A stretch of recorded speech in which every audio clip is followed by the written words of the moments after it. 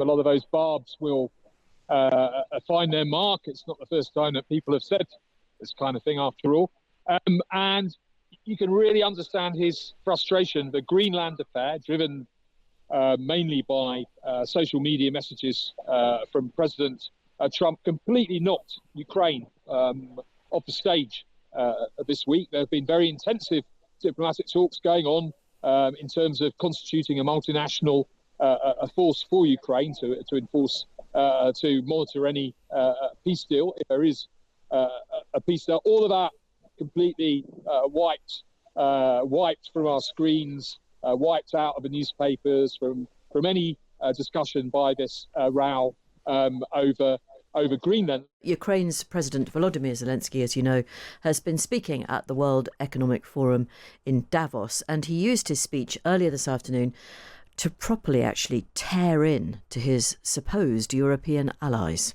In Europe, there are endless internal arguments and things left unsaid that stop Europe from uniting and speaking honestly enough to find real solutions. And too often, Europeans turn against each other, leaders, parties, movements, and communities, instead of standing together to stop Russia, which brings the same destruction to everyone. Instead of becoming a truly global power, Europe remains a beautiful but fragmented kaleidoscope of small and middle powers.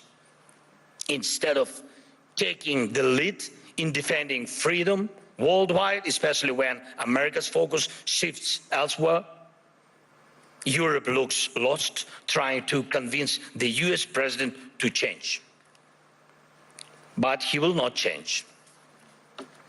President Trump loves who he is, and he says he loves Europe, but he will not listen to this kind of Europe. One of the biggest problems in today's Europe, though it's not often talked about, is the mindset. Some European leaders are from Europe, but not always for Europe. And Europe still feels more like a geography, history, a tradition, not a real political force, not a great power. Some Europeans are really strong, it's true. But many say we must stand strong, and they always want someone else to tell them how long they need to stand strong, preferably until the next election. But that's not how great power works, to my mind. Leaders say we must defend European interests, but they hope someone else will do it for them. And speaking of values, they often mean valueless. They are all like, we need something to replace the old world order with. But where is the line of leaders who are ready to act? Act now, on land, in the air, at the sea, to build a new global order. You can't build the new world order out of words. Only actions create real order. Right, message couldn't really be clearer, could it? Stop talking, do something. That was Volodymyr Zelensky at the World Economic Forum in Switzerland. He was speaking in the last hour or so. European leaders, many of whom will have slightly burning ears, are gathering this evening. They'll be discussing the future of the transatlantic alliance, among other topics. That is after their standoff with Donald Trump and the US over the future of Greenland, of course. Let's go to Brussels, and our Times correspondent there is Bruno Waterfield. Zelensky often speaks in public. He doesn't often sound quite as angry and frustrated as he did today, Bruno. Yes, good afternoon. I can really sympathise with him. A lot of those barbs will find their mark. It's not the first time that people have said this kind of thing, after all. And you can really understand his frustration. The Greenland affair, driven mainly by social media messages from President Trump, completely knocked Ukraine off the stage this week. There have been very intensive diplomatic talks going on in terms of constituting a multinational a force for Ukraine to enforce, to monitor any peace deal, if there is a peace deal. All of that completely wiped from our screens, wiped out of the newspapers, from any discussion by this row over Greenland. And of course, this row wasn't settled because of the European Union, despite their calm and principled, that's the words we're hearing a lot here today, despite their calm and principled stance, behind which there were lots of divisions. This problem was sorted out, the Greenland problem was sorted out at NATO, and it was sorted out really at the end of the day because America can't afford to disrupt NATO too much. So European leaders will be meeting here tonight to ask what it all means. And I suspect that Zelensky is probably right in that there's not going to be a huge amount of agreement or consensus on where to go next. I suspect they'll probably congratulate themselves, but they've avoided a huge crisis and a huge incident over Greenland, even though they were merely bystanders on the whole. Okay, I mean, it does sound as though, we should say, President Zelensky made that speech after he'd spoken to Donald Trump. It doesn't sound as though he got a huge amount of help from Donald Trump, although President Trump himself says he's been relatively positive about that conversation, I understand. But Zelensky can't see help coming from anywhere. And what we do know of what's going on in Ukraine is that it's incredibly cold. Power is sometimes on, sometimes off, more often off than on, and the people are properly suffering. And you're right, the news caravan has moved on, hasn't it? Yeah, it has. And look, I think there is a problem.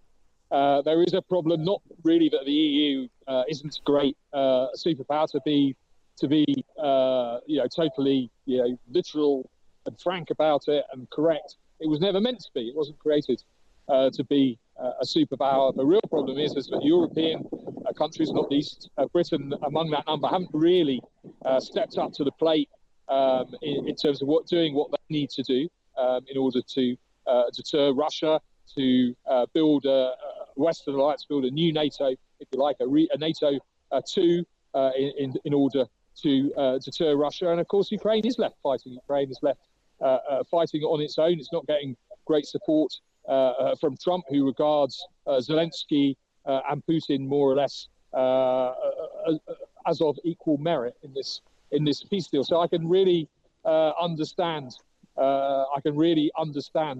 His frustration, and I suspect that after this summit, yet another summit. I mean, they do a lot of summits here in this place, but things won't really have changed, except for this growing realization that the world is changing around them, that the relationship with the United States and with other countries is changing. It's a harsher, colder world out there. It's a world where international relations will be and are going to be more defined by coercion rather than some sort of gentlemanly or loyally discussion about rules.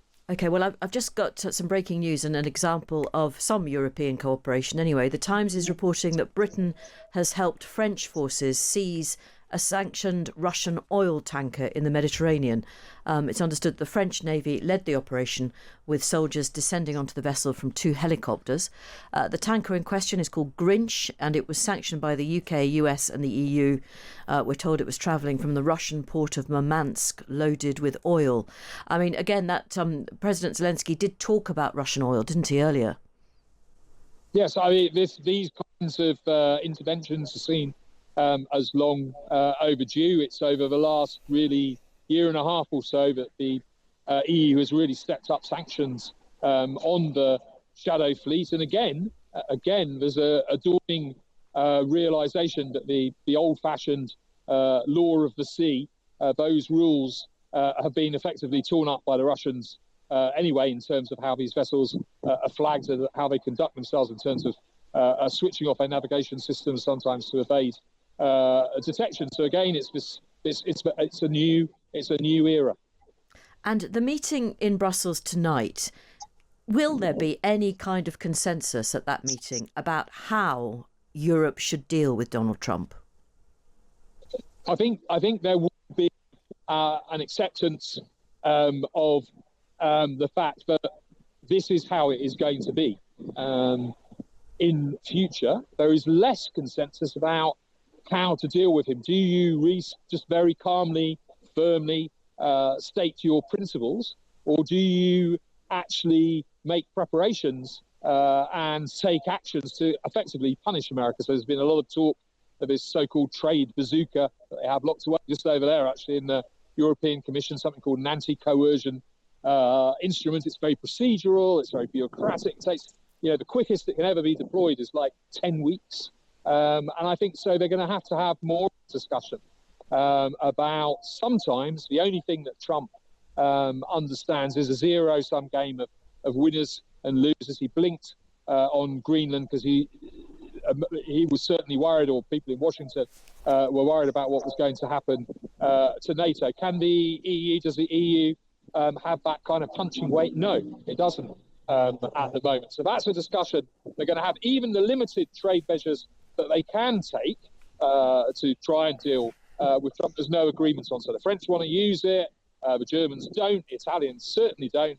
So there's a lot of disagreement there behind the scenes because, one of the grandiosity of the European Union, that flag flying just over there, very different national interests at play in the European Union. There's a really big difference between how President Macron of France sees the world and how Giorgia Meloni of Italy sees the world. How you bridge those two gaps, nobody knows. It's the age-old question for Europe. Thank you very much. That's Bruno Waterfield, who's in Brussels. A slightly dodgy line, that, so apologies if that was making your ears sting. He is the Brussels correspondent for The Times.